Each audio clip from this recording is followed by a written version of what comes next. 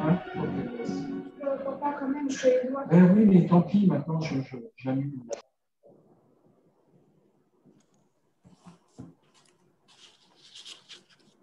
Bonjour à toutes, bonjour à tous. Bienvenue à ce webinaire organisé par Vision du Monde sur le thème de la Mongolie.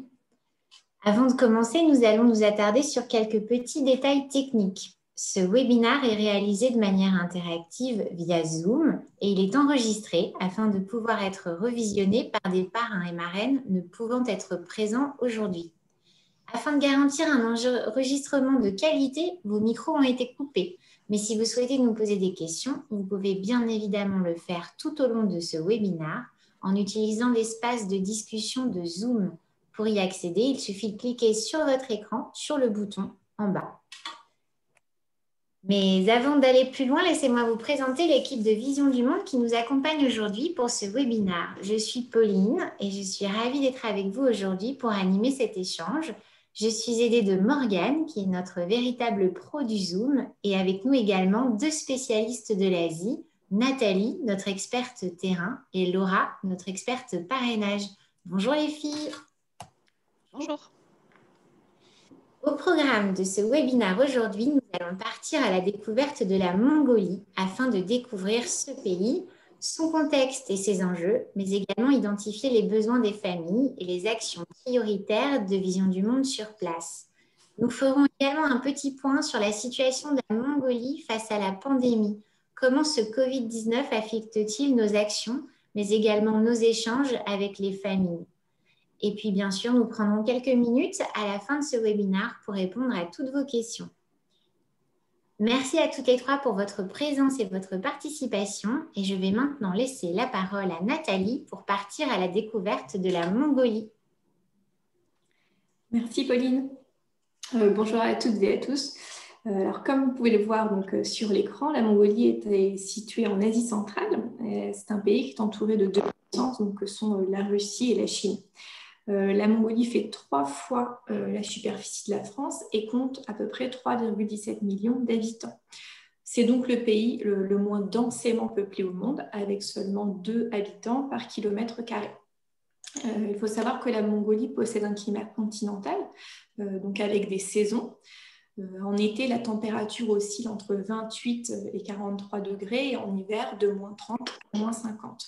Il y a en général peu de précipitations en Mongolie et 81% du territoire est situé à plus de 1000 mètres d'altitude. Le territoire est donc très montagneux, couvert de steppes arides, particulièrement vers le sud où se trouve le célèbre désert de Gobi. Donc la Mongolie est une république semi-présidentielle et d'ailleurs les élections ont eu lieu le 9 juin dernier. Et c'est Yuknagin Khulursu qui a été élu avec 67% des voix. La Mongolie est divisée administrativement en émags, donc qui serait un équivalent de nos régions. Et ces émags sont eux-mêmes divisés en soum, donc un équivalent de département. En tout, il y a 21 émags, 21 provinces et 315 soum. Notre programme de développement, Bor-Undur, se trouve dans la province de Khenti, au sud-est de la capitale Ulan-Bator, comme vous pouvez le voir sur la carte en bas à gauche, donc à peu près à 350 km de Ulan-Bator. 80% de la population est d'origine mongole, mais il existe des minorités ethniques, comme les Kazakhs par exemple, particulièrement concentrées à l'ouest du pays. La population en Mongolie est de plus en plus urbanisée. Près de la moitié vit dans les capitales et dans les villes capitales régionales.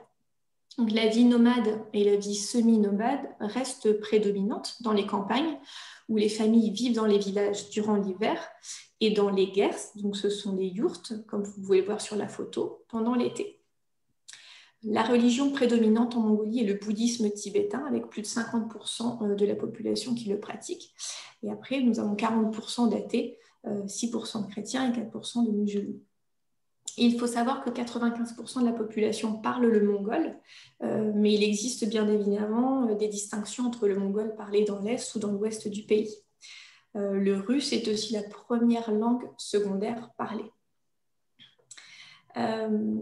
Au niveau de l'habitat des familles, donc bien que depuis, disons, la seconde partie du XXe siècle, la Mongolie se soit fortement urbanisée, plus d'1 million de Mongols continuent à vivre dans leur habitat traditionnel, que ce soit les nomades à la campagne ou les habitants permanents des villes ou des villages. Donc la yourte est une habitation traditionnelle comprenant une pièce unique autour d'un poêle, donc qui sert de cuisine, comme vous pouvez le voir sur la photo. Et il y a plusieurs lits qui servent de siège et quelques meubles donc, autour de ce pilier central. Au niveau de l'activité économique, la Mongolie est traditionnellement une économie basée sur l'agriculture et sur l'élevage, mais le pays possède de nombreuses ressources naturelles, comme par exemple le charbon, le cuivre ou l'or. Et ces ressources sont bien évidemment de plus en plus convoitées et stimulent les investissements et les revenus. Au niveau de notre programme, la plupart des familles de la région sont des bergers et ne touchent donc pas un revenu stable. Certains ont des ressources financières grâce à la vente des produits laitiers qu'ils tirent de leurs bêtes, mais d'autres n'ont pas leur propre troupeau. Donc ils sont souvent engagés, au moins certaines saisons, par des propriétaires voisins. Les autres familles de la région sont souvent des petits producteurs et tiennent des petits commerces. La Mongolie est une économie en croissance, certes, mais reste une petite économie, vulnérable aux variations des prix des matières premières et notamment à la demande chinoise. On constate une dégradation massive des terres, sujettes à la désertification. Donc, il y a de fréquentes tempêtes de poussière, par exemple, qui rendent de plus en plus arides les terres fertiles. Un exode des populations massif et vers les villes est en train de se réaliser. Donc, de nombreux bidonvilles s'agrandissent jour après jour. Il faut savoir que 28% de la population vit sous le seuil de pauvreté. Et dans la région de notre programme, il y a 10% de plus. Donc, on est à 38% de la population qui vit sous le seuil de pauvreté. Une famille sur 3 ne peut pas subvenir aux besoins essentiels de ses enfants. De plus, la Mongolie est aussi très touchée donc, par les dzods. Ce sont des hivers très froids, très enneigés qui ont de grosses conséquences sur les troupeaux. Il y a aussi d'autres aléas climatiques donc, qui peuvent décimer les bétails et donc faire perdre la seule source de revenus aux bergers. Le programme de Boroundur permet notamment la formation et l'équipement de petits producteurs et des familles les plus vulnérables afin de diversifier et d'améliorer leurs sources de revenus. Donc, c'est une méthodologie utilisée au sein du partenariat de Vision du Monde qu'on appelle en anglais la Graduate Approach. Au niveau de l'éducation, maintenant, donc, de nombreux efforts ont été faits, notamment sur la gratuité du service scolaire. Et la scolarisation des enfants est en constante augmentation ces dernières années. Malgré les améliorations, de nombreux problèmes restent inquiétants, évidemment. On a 18% des enfants qui travaillent et donc qui abandonnent l'école et sont aussi plus exposés aux violences. Donc il est important de sensibiliser, de former les parents et professeurs à la protection des droits de l'enfance. Dans la province de notre programme, un parent sur 10 ne signalerait pas un abus d'enfant s'il en constatait un. Un parent sur 4 pense que sa communauté n'est pas sûre pour les enfants.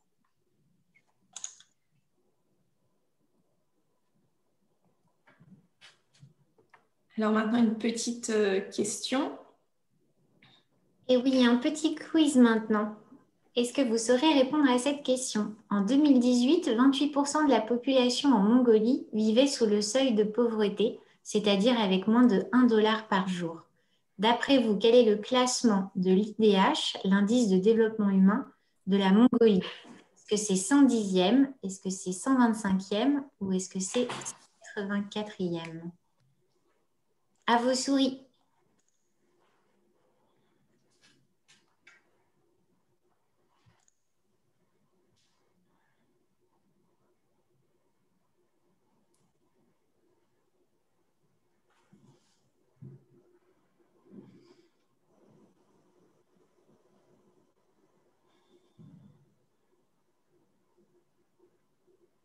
Il manque encore quelques personnes pour répondre au sondage.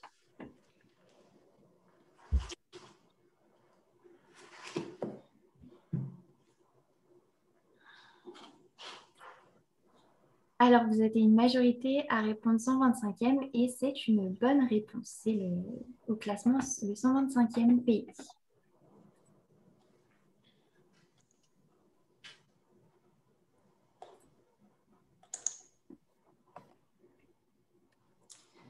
Alors, un petit mot maintenant peut-être sur notre équipe locale. Vision du monde Mongolie a été créée en 1993 suite à un ZOD très fort, donc la tempête de neige. Vision du monde Mongolie est la plus grande ONG du pays. Elle compte 300 employés et est présente dans 11 provinces avec 18 programmes de développement actuellement.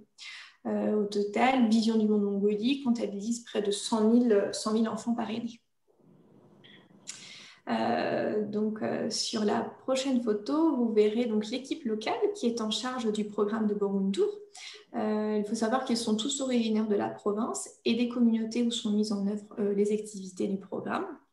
Djargalbat est le responsable du projet. C'est la personne qui est assise au centre de la photo. Et il va d'ailleurs nous parler plus en détail du programme et des activités réalisées.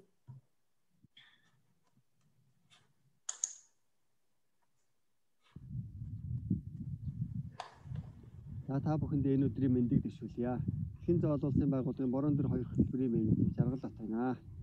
2021 онд хэдийгээр дэлхийн нийтээр COVID-19 цар тахлын 20 зэрэг чиглэлтэй олон үйл ажиллагаануудыг бас зохион байгуулах жоохон төвөгтэй байлаа.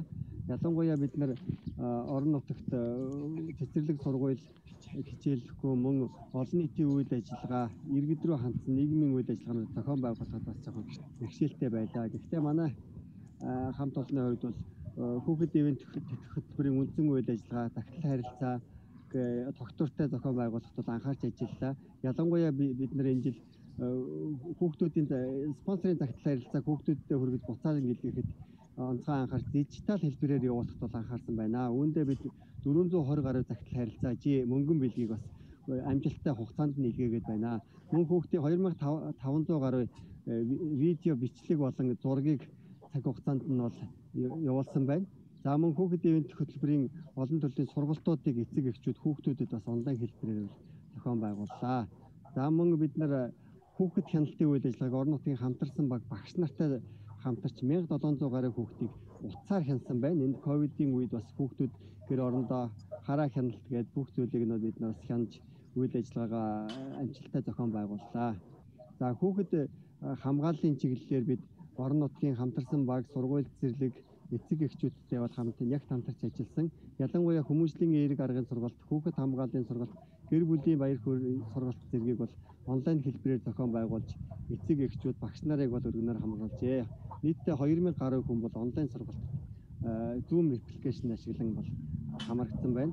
Мөн манай хүүхдүүд ковидын үед гэртээ бас хөгжил оролцооны чиглэлийн үйл ажиллагаанд бас хомос байсан. Энэ хүрээнд бид нар бас хүүхдийн амьдрах ухааны сургалтыг онлайн хэлбэрээр зохион байгуулсан байна. Төв офисын багуудтай хамтран телевизийн нэвтрүүлгийг хийж бол хүүхдүүдтэй бол хүргэсэн байна.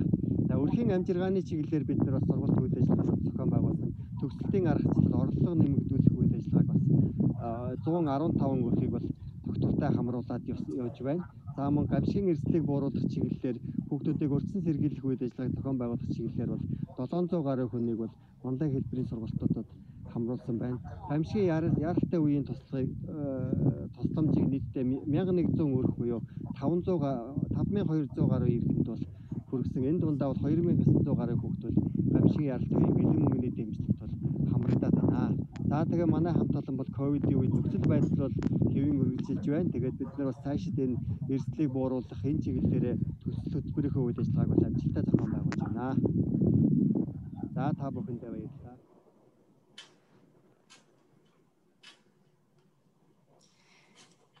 Quelques petites précisions maintenant. Donc, Boroundur est un programme de développement qui a débuté en 2005. Nous sommes donc dans une phase de maturité du programme et centrons maintenant nos actions dans les domaines de la protection de l'enfance particulièrement et la résilience des familles pour leur permettre le renforcement de leurs sources de revenus.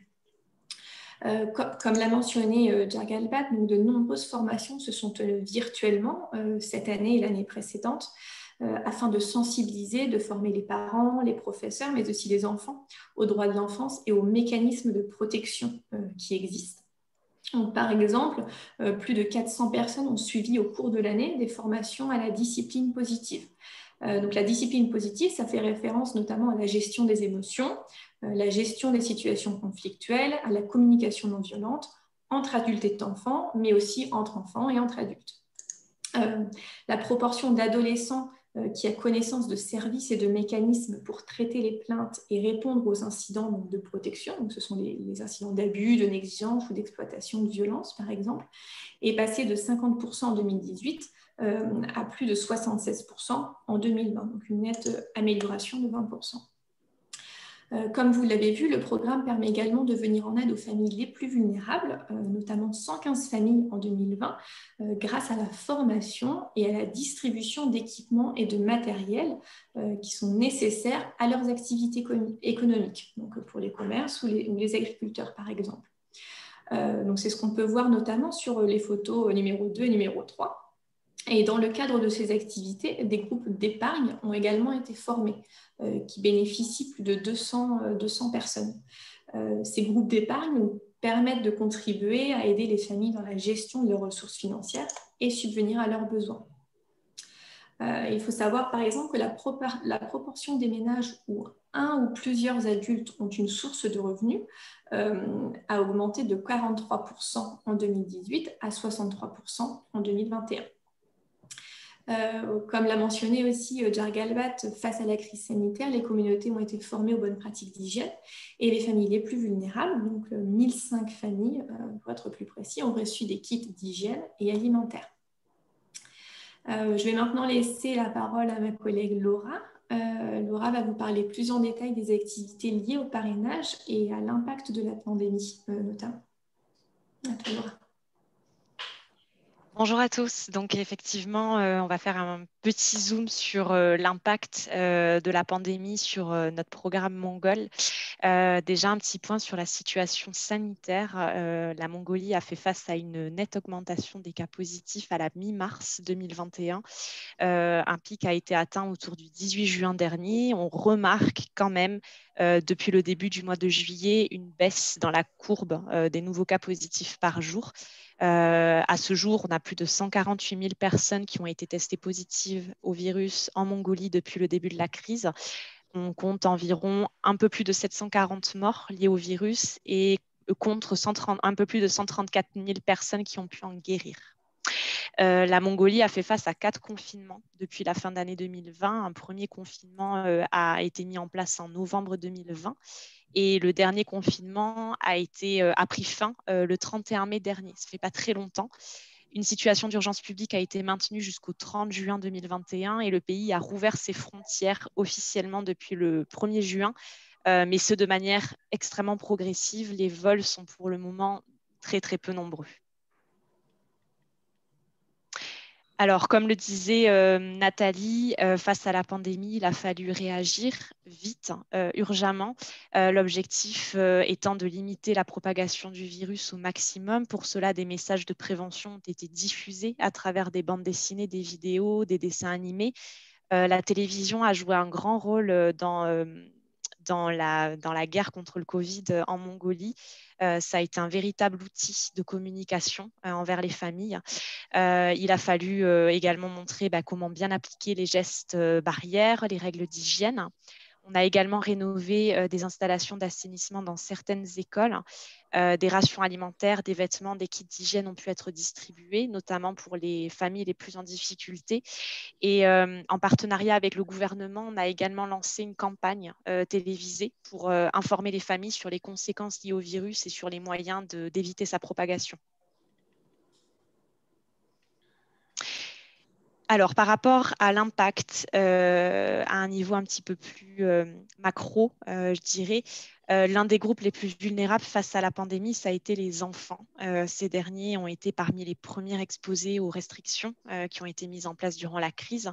Les confinements ont entraîné une vigilance accrue de nos équipes parce que les enfants ont été soumis à un stress psychologique. Certains ont subi des problèmes relationnels avec leur famille, d'autres des abus physiques, émotionnels. Il faut aussi rajouter à cela la fermeture des établissements scolaires qui a commencé dès le 27 janvier 2020, pas 2021, en 2020, ce qui a complètement chamboulé leur quotidien. Donc là-dessus, notre objectif, ça a été de réduire, de travailler à la réduction des violences faites à l'encontre des enfants. Pour cela, on a organisé des formations, comme le disait Nathalie, à la discipline positive. Donc tout ce travail autour de la communication non violente, comment aborder des conflits, comment mieux gérer ses émotions. On a également mis en place des campagnes de prévention contre les violences faites aux enfants. Les enseignants ont été formés aussi en tant qu'éducateurs de discipline positive durant les confinements. Ils ont notamment lancé des initiatives autour d'activités, des missions sur la télévision locale, hein, mais aussi sur les réseaux sociaux. Les familles les plus précaires, ensuite, ont été fortement impactées aussi par les restrictions. Certaines se sont vues limiter leurs activités génératrices de revenus, en particulier les propriétaires de petites entreprises, les familles les plus vulnérables, enfin les familles qui déjà avant la crise n'avaient pas beaucoup de ressources en fait. Donc là-dessus, il a fallu faire en sorte que ces familles et que tous ces gens bénéficient de différentes formations en gestion financière, en comptabilité, pour leur permettre de continuer le développement de leurs activités économiques. Et comme le disait Nathalie, des distributions de matériel et d'équipements ont été faites pour les soutenir aussi dans leurs activités professionnelles. Donc, comme je le disais, tous les établissements scolaires ont été fermés dès le 27 janvier 2020. Les enfants se sont vus assister à des cours en ligne. Des cours télévisés ont été organisés par le ministère de l'Éducation. Maintenant, comme vous pouvez vous en douter, ça a engendré aussi pas mal de soucis, puisqu'on a beaucoup d'enfants, beaucoup de familles qui sont mal équipées en téléviseurs, qui ont donc été pénalisées par ces mesures. Les inégalités en matière de numérique, ça a été un vrai défi pour nos collègues au quotidien. Nos collègues ont tout fait pour distribuer des tablettes numériques aux étudiants dans la mesure du possible.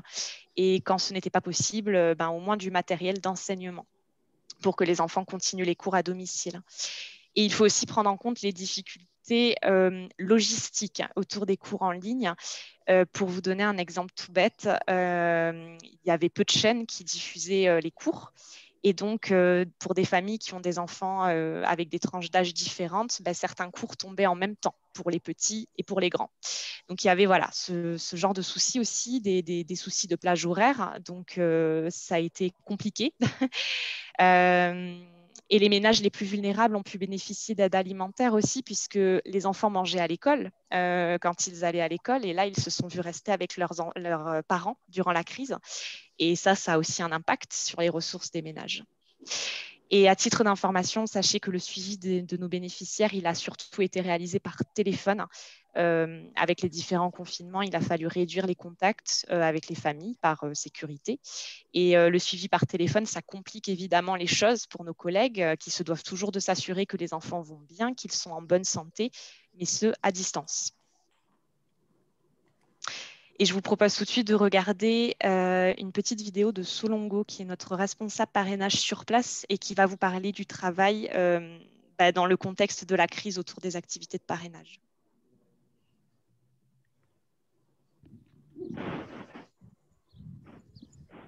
Манай энд одоо ковид-19-тэй хэдийгээр байсан боловч бүртгэлтэй хүүхдүүдийг хянах мөн одоо орон нутгатайгаа хамтарч ажиллах тал дээр илүү бас анхаарч ажилласан ийм жил байлаа. Тэгээд бид нар өмнөх жилүүдэд илүү сургууль цэцэрлэг дээрээ түшгэлж хүүхд хяналтаа хийдэг байсан бол энэ жилийн хувьд илүү онцлогтойгоор орон нутаг сайн дурынхан болон сургуулийн нийгмийн ажилчдаа сургалтаар чадваржуулж хүүхдийн хяналтыг амжилттайгаар зохион байгууллаа.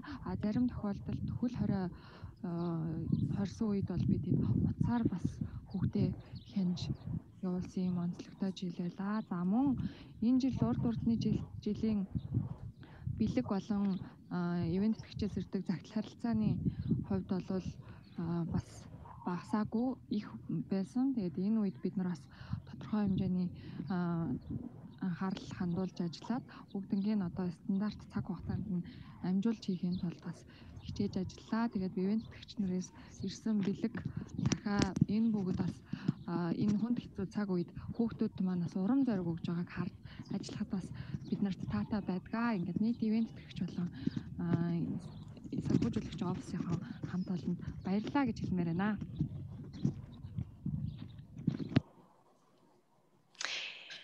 Alors, avant de vous laisser, justement, avant de répondre à vos questions, on va faire un dernier petit point sur la correspondance.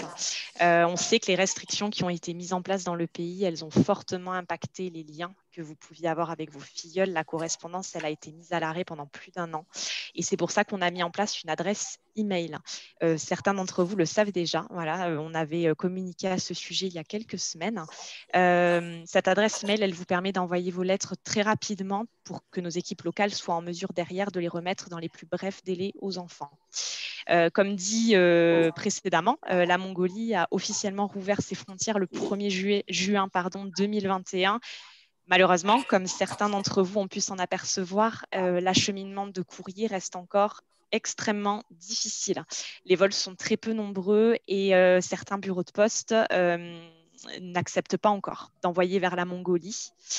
Et à titre d'information, sachez que nos équipes sur place ont été vaccinées. Elles travaillent depuis leurs locaux dans la province où on intervient. 75% des adultes ont été vaccinés. Pourquoi je vous dis ça? Parce qu'on vous invite évidemment à revenir vers nous si vous n'avez pas de retour à vos courriers ou à vos cadeaux filleuls sous 4 mois. C'est le délai moyen dont ont besoin nos équipes pour pouvoir remettre vos lettres, traiter les réponses, etc., les enregistrer dans le système, gérer la traduction. Donc voilà, ces délais sont en mesure d'être respectés. Si ces délais ne peuvent pas être respectés, on vous avertira. Mais n'hésitez pas à nous solliciter à ce sujet. Et j'en profite juste pour vous informer qu'en ce moment, les enfants sont en vacances d'été depuis le 15 mai et ce jusqu'au 15 août. Voilà. Et oui, 3 mois de vacances, mais ils en ont de la chance. Merci Laura. Nous nous approchons de la fin de ce voyage en Mongolie et c'est le moment de répondre à vos questions. Morgane, peux-tu nous partager, s'il te plaît, les questions ou remarques mentionnées dans le chat? Oui, bien sûr. Alors, une des premières questions qui a été posée, c'est quel est le salaire moyen mensuel en Mongolie?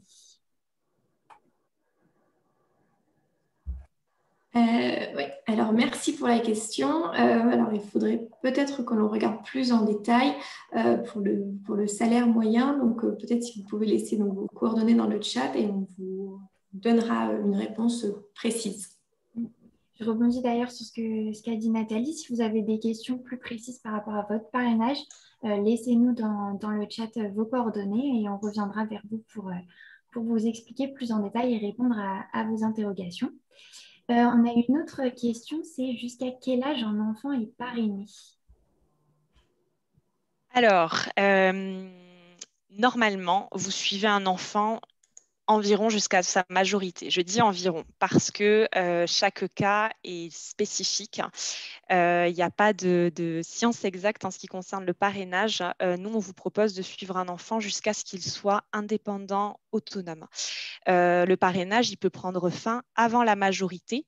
Par exemple, si la famille de votre filleul trouve du travail ailleurs, dans la capitale ou dans une autre ville.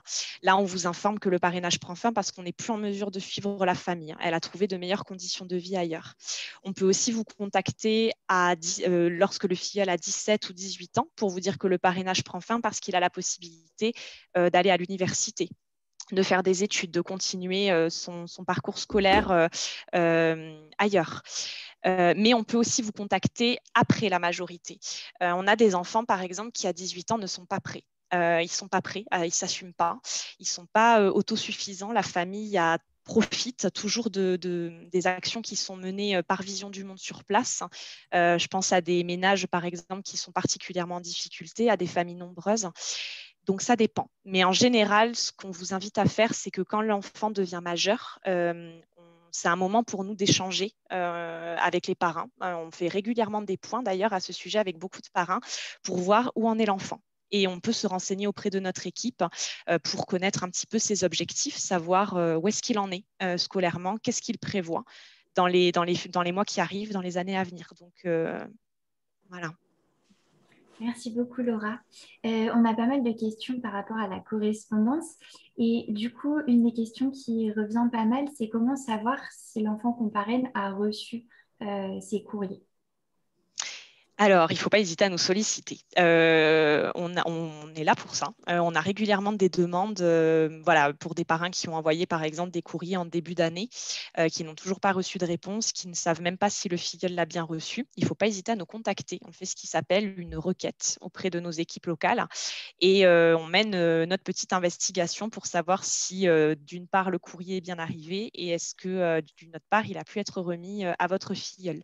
La plupart du temps, quand on fait ce genre de demande, l'équipe nous transmet, en profite pour nous transmettre le courrier de réponse. C'est très rare quand on donne des réponses négatives quant au courrier. En général, les courriers, ils arrivent. C'est juste qu'il y a souvent du retard. Il peut y avoir un peu de retard. Donc, n'hésitez pas à nous solliciter. Par contre, j'insiste vraiment sur le fait d'attendre 4 mois. C'est le délai moyen. Il ne faut pas oublier que c'est tout un parcours que fait votre courrier. Et d'ailleurs, pour faire un parallèle avec les mails, voilà, donc là, votre courrier, si vous l'envoyez par mail, il va arriver beaucoup plus rapidement. Maintenant, derrière, c'est toute une logistique. Ça veut dire que nos collègues impriment des courriers, les trient, puisqu'ils en reçoivent beaucoup au quotidien. Ils les traduisent en mongol et il s'agit ensuite de s'arranger avec la famille pour pouvoir leur remettre le courrier. Donc, ça dépend aussi de l'organisation de la famille à ce moment-là, des horaires de travail, etc. Et ensuite, c'est le chemin inverse qui est fait. Donc, votre filleul rédige sa lettre de réponse. La lettre arrive à notre bureau national. Elle est traduite en anglais. Elle est enregistrée dans le système. Elle est scannée. Voilà, comme ça, nos collègues sont en mesure de nous en fournir une copie. Et elle est envoyée. Donc, voilà, ça, c'est un délai de 4 mois environ. Mais si ça dépasse 4 mois, n'hésitez pas à nous solliciter. Merci Laura. Et il y a une petite question justement pour savoir quand est-ce que ce sera possible de renvoyer des courriers et des colis en dehors du digital. C'est une très bonne question. On espère le plus rapidement possible parce que c'est très frustrant pour tout le monde, pour les parrains, pour les enfants, surtout pour l'envoi de colis, on le sait. Malheureusement, là-dessus, ça dépend des autorités mongoles et des modalités des bureaux de poste. On n'a pas de réponse là-dessus, mais on espère le plus rapidement possible. Ok. Une autre petite question aussi. Est-il possible de rester en lien avec notre filleul à la fin du parrainage? C'est une question qui revient beaucoup. On a souvent ce type de questions. Alors, quand un parrainage se termine, la correspondance se termine aussi. Pourquoi? Pour plusieurs raisons, en fait. Déjà, pour nous, notre logique, c'est d'aider une communauté, d'aider des familles jusqu'à ce qu'elles soient autonomes. Donc, le but, justement, ce n'est pas de maintenir ce lien avec les communautés ni avec les familles. C'est de faire en sorte qu'elles aient toutes les clés pour pouvoir continuer leur chemin ensuite par leurs propres moyens. Ensuite, il y a aussi une question de protection des données. On est signataire d'une charte de protection de l'enfance qui nous interdit de communiquer les coordonnées personnelles des familles, mais aussi de vous, les parrains, les donateurs. C'est ce qui permet justement de maîtriser toutes ces données-là, d'éviter qu'elles fuitent. Si jamais on communique vos données à la famille de votre filleul, on n'a pas de garantie derrière que vous ne soyez pas sollicité par d'autres familles, d'autres personnes. Et voilà, c'est ce qu'on veut à tout prix éviter. Donc, quand le parrainage se termine, la correspondance se termine. Et ça voudra dire que vous aurez pleinement accompli votre mission. C'est une super nouvelle quand un parrainage se termine. Et merci beaucoup Laura. Il y a une petite question en fait, confusion sur l'adresse mail à laquelle on envoie les correspondances. Alors je ne sais pas si Pauline, peut-être tu peux remettre la slide précédente. Bien sûr. Parce qu'ils n'ont pas eu tous la même information, la même adresse mail. Donc voilà, c'est bien courrier.mongolie à laquelle il faut adresser le courrier en digital.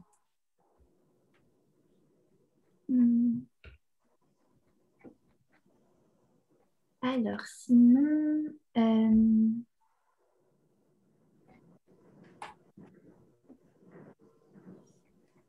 une question par rapport à la rentrée scolaire. Est-ce que les enfants vont pouvoir reprendre les cours en physique?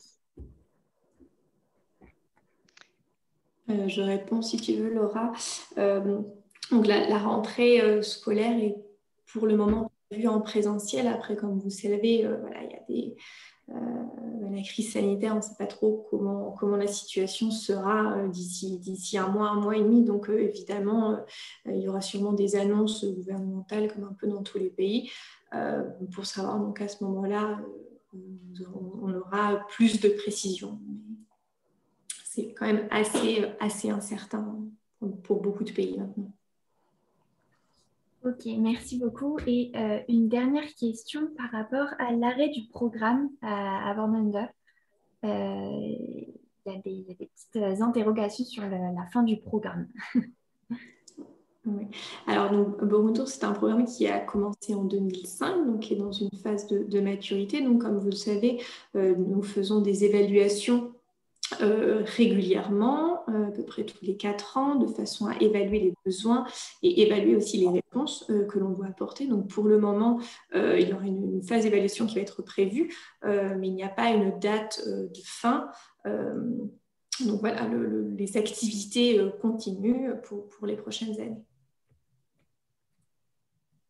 Merci à tous pour ces questions. Merci les filles pour vos réponses. N'oubliez pas de toute façon que toute l'équipe de Vision du Monde reste à votre disposition. N'hésitez pas à nous contacter par téléphone. Vous connaissez le numéro, le 01 49 49 11 12, tous les jours de la semaine de 9h à 18h, mais également par courrier, par email si vous le souhaitez. Voilà l'adresse qui s'affiche sur votre écran, info@visiondumonde.fr. Vous recevrez également d'ici quelques jours un email de notre part avec l'enregistrement de ce webinaire. Vous pourrez le réécouter si vous le souhaitez. Nous remettrons également par écrit les réponses aux questions que vous nous avez posées. Et vous trouverez également dans cet email une recette de cuisine mongole que nous vous invitons à tester de toute urgence.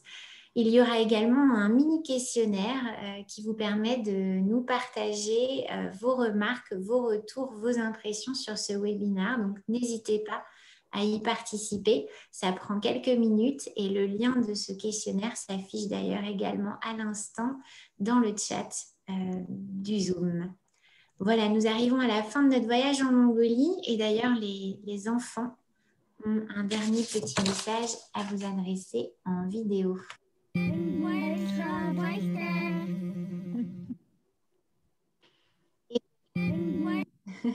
Merci à tous pour votre présence ce midi. Nous avons été ravis de partager ce voyage en Mongolie avec vous et nous espérons vous revoir très bientôt pour de prochains webinaires avec Vision du Monde. Très belle journée à tous. Au revoir.